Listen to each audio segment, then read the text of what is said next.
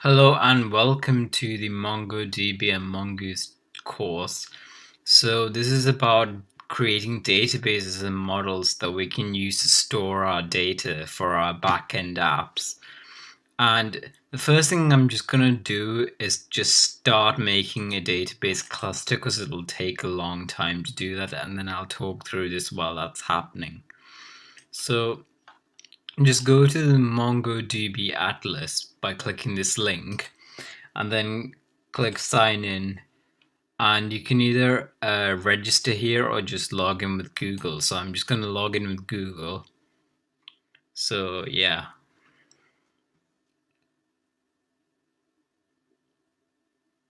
So this always takes a while to update stuff.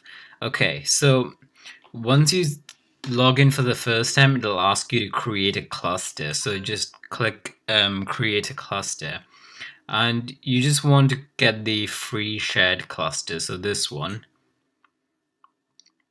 And then you can choose the type of cloud server you want. So I'm just going to go with Amazon, and I'm going to put one of the European ones, but you should probably pick the ones near you. These are all okay. I'm just going to rename this maybe to like Free Code Camp.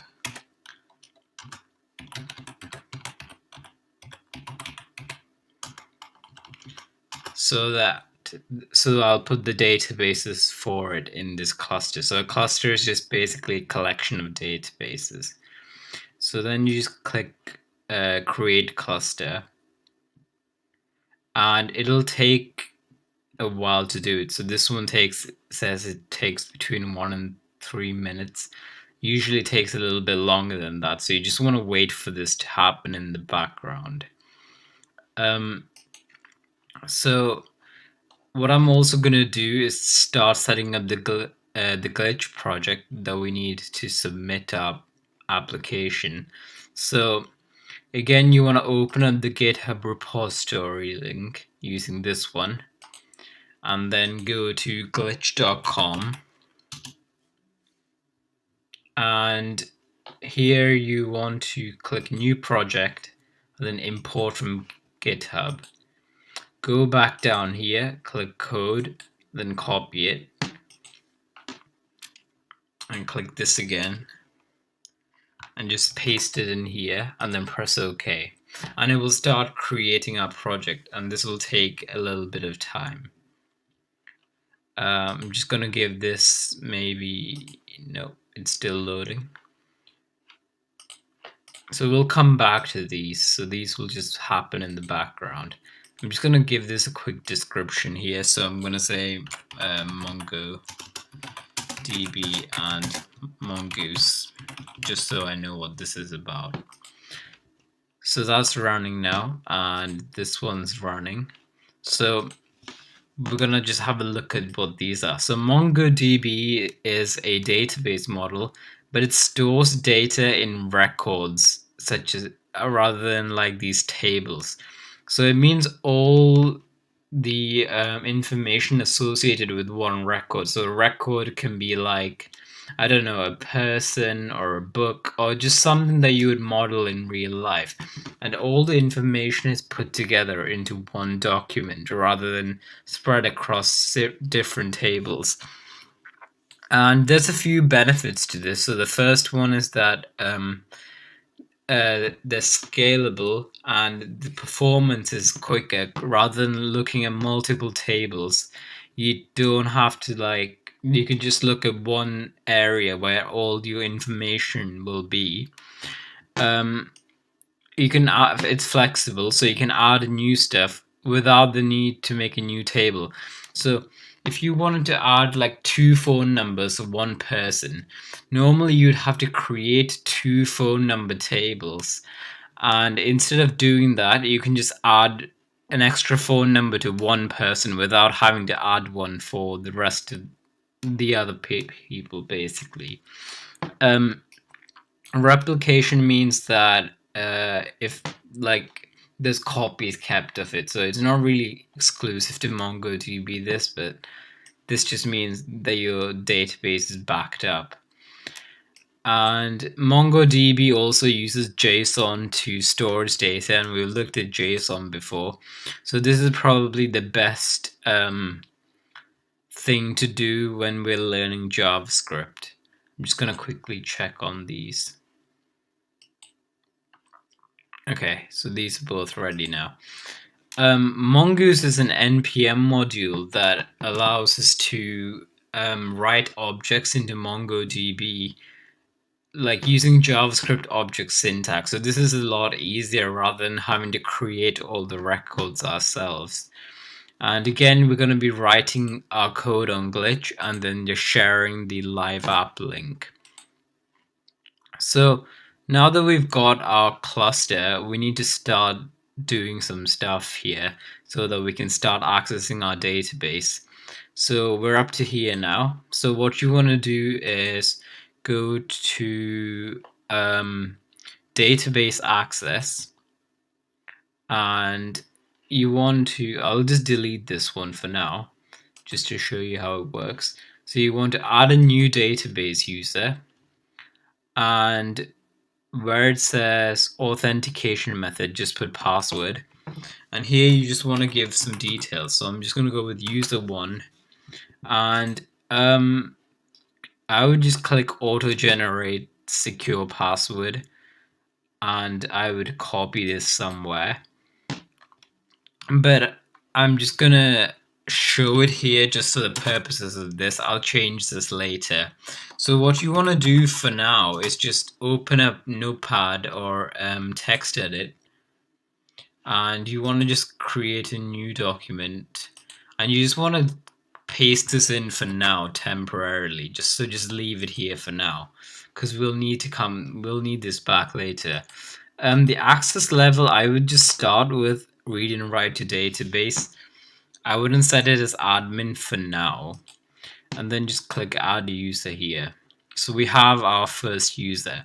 Next thing we need to do is create the database. So go back to clusters, and where it says collections, click on that and let this load up, and it will take a while. Okay, so now we have nothing here at the moment, so we want to create a database.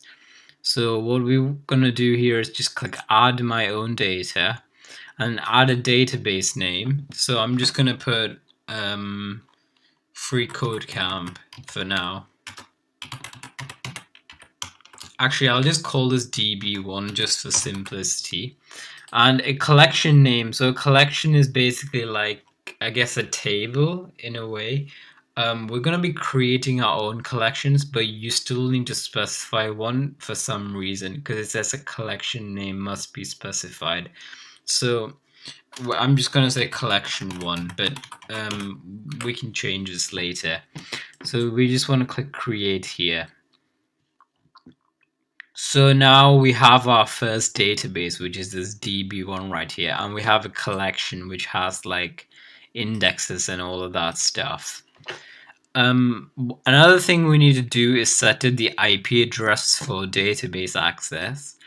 And so you just want to go to network access right here, and you want to click, I'm going to delete this for now and show you how to do it from the start. So you just click add IP address, and you can either add your own IP addresses in here, or you can say allow access from anywhere. So this means that any IP address will work, and you can also enter 0.0.0.0 to do this as well. You can also set a time for when this will expire, but I'm just going to leave this for now and click confirm. And all of these changes that you commit to MongoDB take quite a while to apply. So you're going to have to just be patient while it sets everything up. So we've added a new user, we've whitelisted the IP, or we've allowed access to all IPs.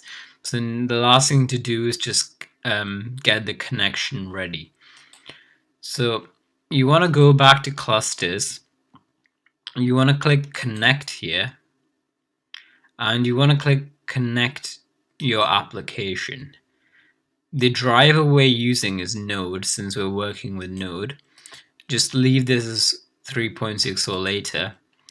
And you have this link right here. So you want to copy this like so. And I would for now just paste it into your text editor. So there's a few things that we have to do to this. So firstly, we need to add in our password in the correct location. So you want to copy the password. Again, I'll change this at some point because this is not very secure right now. And just paste it in here. So we have the username should have been filled in by default, but the password doesn't get filled in. Another thing is the database name. So the database name isn't specified by default anymore, despite the fact that in the tutorial it says that the database names are filled out for you. That's not true for me anyway. So we need to put the database name in, and remember that my database name, if you go again to collections, the database I just created here is called DB1.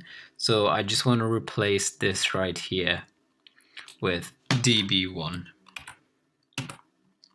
and save that. Oh well, no, don't save it, just leave it for now. So the final thing to do is get this URI. So this URI now has our database name right here, which is this thing.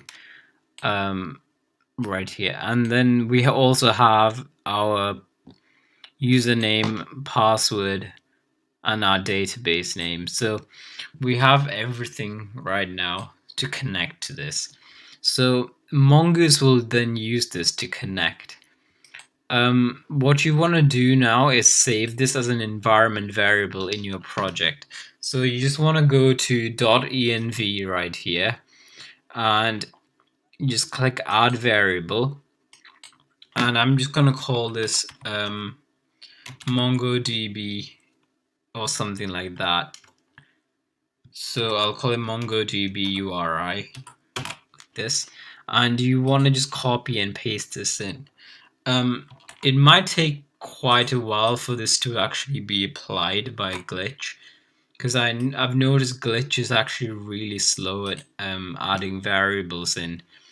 A way you can test that is if you just go into here and do console.log and then process.env.mongodb URI, or whatever you save the environment variable as. Yeah, MongoDB URI. But let's try running it just to test it. If it doesn't work straight away, I would just wait maybe like a couple of hours and come back and try it. Otherwise, you might have to just start with putting it in as a string, although it's not very secure. The terminal's taking ages to load up as well.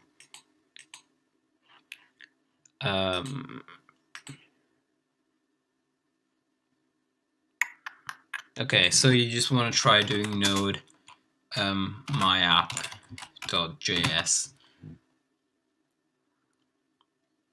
or maybe node server.js.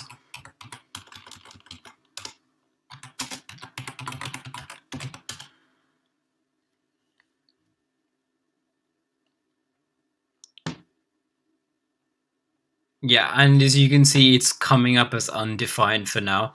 So these environment variables will take absolutely ages usually to sub. As you can see, it hasn't been scrubbed in a long time. This is just one of the annoying things about having to use Glitch. So if you can't wait for this to be applied, what you can just do for now is maybe put something like let URI equals, and then just put this as a string for now, and then just use this. That's a temporary solution, but regardless, we have the URI now for our connection, so we're ready to get started with these challenges.